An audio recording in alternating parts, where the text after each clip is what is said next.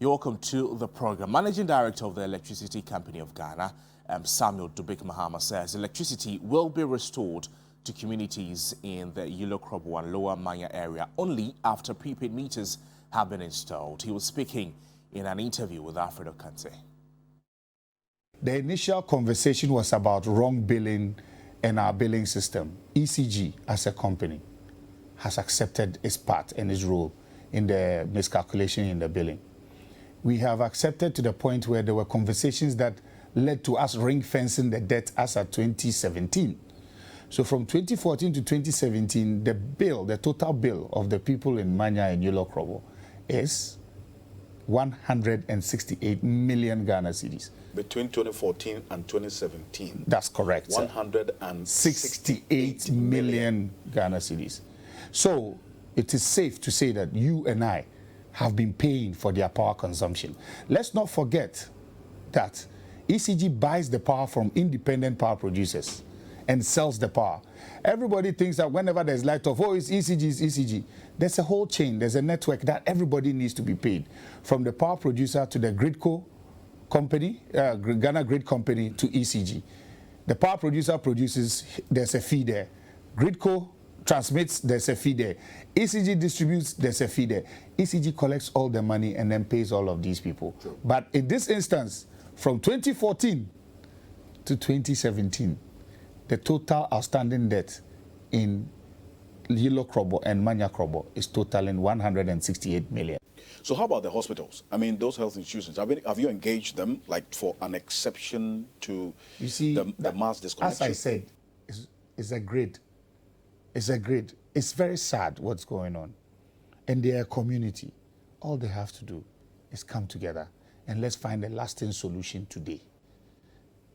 And I'm telling you, the same way you are fighting for them and championing for them now, if the army officer had shot or they had they have destroyed my power lines, I have replaced them. At whose cost? You're not paying. But I have replaced them. You destroyed distribution transformers. I have replaced them. At whose cost? At the cost of the state? Well, as a standoff between the Electricity Company of Ghana and residents of Hilo and Manyakrobo over power cuts to the area continues, divisional chiefs there are demanding old bills emanating from the overbilling of residents to be written off. The chiefs say it is the only way any prepaid meter installation exercise would go ahead in the area. The call comes as the power distributor readies to return to the area to continue the military-backed exercise after 2 weeks of blackout.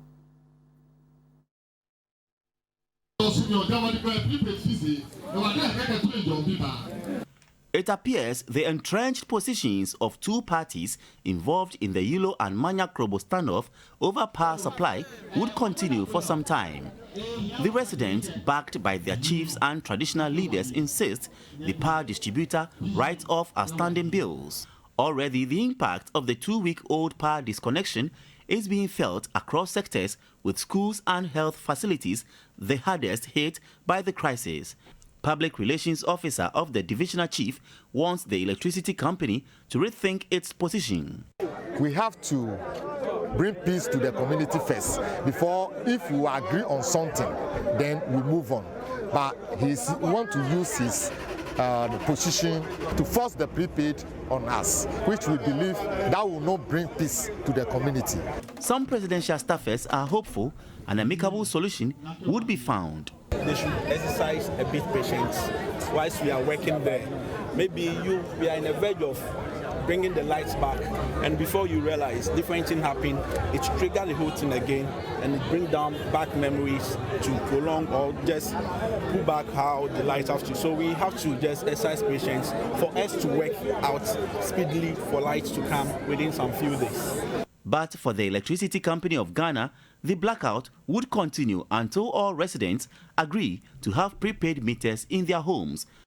ECG buys the power from independent power producers and sells the power. The total outstanding debt in Hilo and Manyakrobo is totaling 168 million. Very sad what's going on. And they're a community. All they have to do is come together and let's find a lasting solution today. The entrenched positions could result in further crisis. Well, away from that story, the Commissioner of SEPS, Colonel Kojo Damwa, retired, as described as Hilo, a recent investigative report by the Office of the Special Prosecutor, which indicted some officials of the Customs Division of the GRA and LaBianca, a company owned by a member of the Council of State, Eunice Asomahene. The OSP, through the investigation, recovered over 1 million cedis from the company in a shady deal said to have been reached between the company and GRA through influence peddling. In reaction to the report, Colonel Damwa, who has himself been implicated, said the report smacks of malice. All that happened, one of the reasons was because of Mr. Akurugu. He wanted Mr. Akurugu to be seconded to his office, and I said no. Mr. Akurugu is a customs officer, primarily employed to do customs work. And he is to partner Mr. Akutofachin in that office, African Continental Free Trade Area. He deals with tariffs and valuation. And therefore, I cannot second him to the office of the Special Prosecutor because he has a primary role to play in customs. And then he comes back through the Commissioner General. And again, I said, I insist, and we'll go by that he has a primary role. It is when I don't have a role for him, or I can dispense with his services, I have others to do what he's going to do, that I will give him to you. So I insist. And he calls me to his office when in relation to LaBianca, and at the end of it, he talks to me about this same matter. And I said, yes, it is not the Commissioner General. I wrote it. Go and check it. And I have my reasons. He will not be released to you. He will be in customs. And then behind me, he goes to resign. He's given the position of Commissioner of Police a rank, and he's now with your office. And he goes to make allegations that Mr. Duce and myself, we hit him, and they will deal with us. So that is it. That is the basis of that publication. But if you read it very well, there's nothing in it. It's hollow. It's actuated by malice. And those who are behind it, they know themselves. They know themselves. They've tried it several times. It is not working, and it won't work. I'm ready for any prosecution. That's what he must do. Not to say that they should do further investigations up to 2017. Up to 2015, I have letters written by Deputy Commissioner Demis Agavo granting similar things. And I produced them when he called me. He didn't have the letters, but I had the letters. But let's walk you through the background, the findings of the OSP, and more importantly, what specifically was said about Colonel Damwa, which triggered the response you just heard. And you see that on your screen in this minute. So this is what we know. LaBianca Company Limited started operations in 2014, and it is owned by Mrs. Asomahene. The company imports about 2,040 feet shipping containers of frozen meat monthly. It means the company is really into that business. It started engagements with the GRA in 2017 to get benchmark values reduced. Then, that's the same time that Ms. Asomahene was elected Council of State Board member, also of the Ghana Ports and Harbours Authority. The application for the 50% reduction of the benchmark value this time was by 50 to 80%. After that application, it was initially rejected, but Deputy Commissioner for Customs, his name is Mr. Joseph Aduche, rendered a customs advance ruling reducing benchmark values to between 5% and 10%. Now, there's a strong evidence to suggest that the events are a product of influence peddling subsequent to the approval by the Deputy Commissioner from 5 to 10%. Mr. Duche's decision on reducing the benchmark values was wrongful and unlawful. These are the findings of the Office of the Special Prosecutor. The OSP found that Mr. Duche's action cost the state over 1 million cedis in revenue shortfall. This is the findings of the Office of the Special Prosecutor. It continues to say that no evidence to suggest that Ms. Asomahene was or is a beneficial owner or officer of Rafano Frozen Foods Company Limited and Yoba Capital Limited. There's also strong evidence to suggest that Mr. Aduche's decision was procured through influence peddling by Ms. Asomahene on the basis that she is on the Council of State. She is also on the board of the Ghana Ports and Harbours Authority. These are what came together to become influence peddling, according to the Office of the Special Prosecutor. So what the OSP said about Colonel Damwa that triggered their response. We know that Colonel Damwa, who is retired, acknowledged the disingenuity of the outcome by admitting that the applicant did not meet the legal requirement for the issuance of customs ruling. Then again, Mr. Sumahene and Mr. Eche Galegbeku stated expressly that Labianca did not apply for customs advance ruling. This is where we're beginning to see the difference. The USP further finds that the conduct of Mr. Duche and coding by Colonel retired Damwa portends an institutionalized culture of light-hearted unconcern regarding impropriety of action at the Customs Division of the Ghana Revenue Authority, which indicates a high propensity to endanger and gender corruption and corruption-related activities.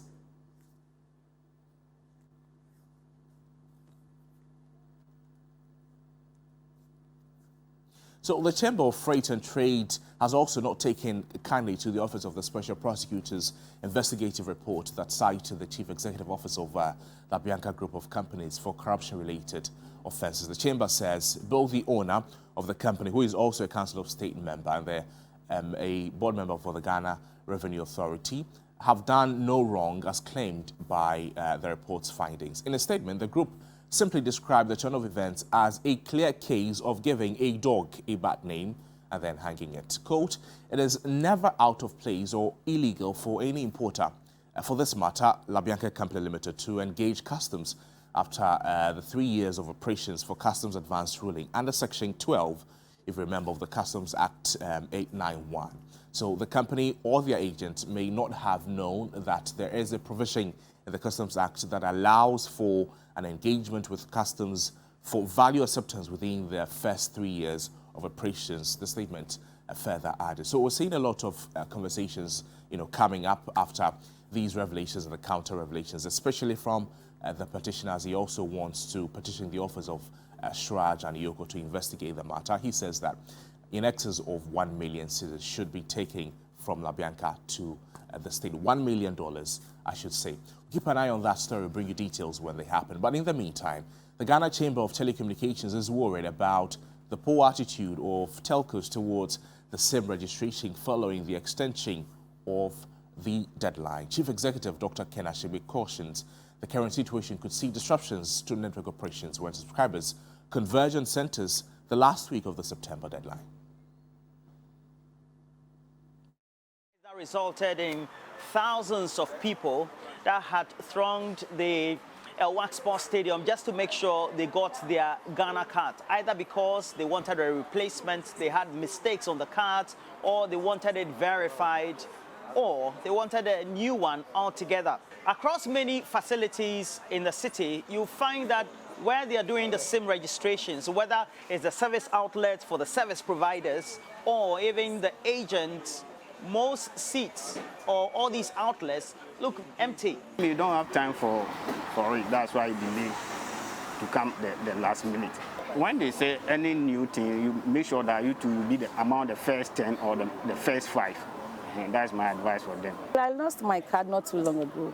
I was going to register my chip when I lost it. That was last week. But I was hoping that the driver would bring it back, but he didn't, so I have to rush to this place to get a new card. I was issued a receipt to come back in a month's time. Number of people thronging this place have significantly reduced, which is also affecting our registration work as well. The Ghana Chamber of Telecommunications is worried that customers are not taking advantage of the extended deadline for the SIM card registration. As July was approaching, the very last week, we then saw a lot of people then rushing again. And for us, it's the discomfort of the customers themselves. So our appeal is that at this particular time where it is easy to be able to register, you don't need to wait till, we're getting close to August, the end of August, before we start, rushing again, put a lot of pressure on the applications, and then you then have to spend a lot of time in there. Alongside is what has been termed a lack of fulfillment of a promise by the communications minister to deploy an app by the middle of the last week. The minister said barring all unforeseen circumstances, Tuesday, the app would be ready. So it just tells you, and so wearing my hat as an engineer, I know that these things you might project and say this is coming at this particular time. You then are in the process of testing. A big bug hits you, you have to go back again and redo everything again. So I think we should be a bit patient with the developers of the app. I'm not too sure that the app is the panacea. The panacea is getting the Ghana cards into the hands of people, and I would urge again that governments provide a lot of resources to the NIA so that the NIA can go to the various centers.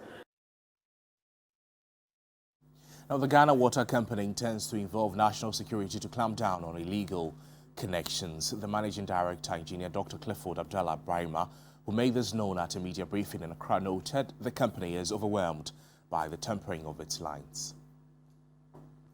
The Ghana Water Company outlined several interventions it has taken so far in dealing with its challenges. According to the Managing Director, Engineer Dr. Clifford Brahima, it is becoming a daunting task to stop tampering of its lines and has now decided to involve national security. The national security is coming in because if you cut a pipeline, whatever you introduce in the pipeline, nobody knows. And you have not been accredited. That means that you have the discipline and you have the training to connect, and you go touch it, you can be a suspect. And so if national security makes it a security issue, people will stay away. We are walling our treatment plant. If you go to Gori now, it's walled. You go to Dalon now, it's walled. Most of the treatment plants that are coming up are coming with walls. He revealed a new monitoring and mapping system has been installed to enable the repair of burst pipes within 24 hours. 10,000 kilometers of our network has been mapped now. So what it means is we can't be able to tell where our pipes are buried. And if or anytime highways or urban roads want to construct roads and they get to us, we should be able to forward to them where our pipes are laid along the lines without us even going physically to point to them where they are. The event on the theme Accounting to Customers was also used to launch the company's operational guidance document. Let's bring you some international news now, where former U.S. President Donald Trump said he declined to answer questions as part of a New York investigation into his family business practices. Mr. Trump appeared at the New York Attorney General's office on Wednesday. State officials accused the Trump Organization of misleading authorities about the value of that asset in order to get favorable loans and tax breaks. Mr. Trump denies wrongdoing and has described the civil investigation on him as a witch hunt. An hour after he was pictured arriving at the Manhattan office where he was questioned under oath, Mr. Trump released a statement in which he criticized New York Attorney General Letitia James and their broader investigation. His position comes just days after the FBI executed an unprecedented search warrant at his Florida estate as part of a separate investigation that is reportedly linked to his handling of classified materials.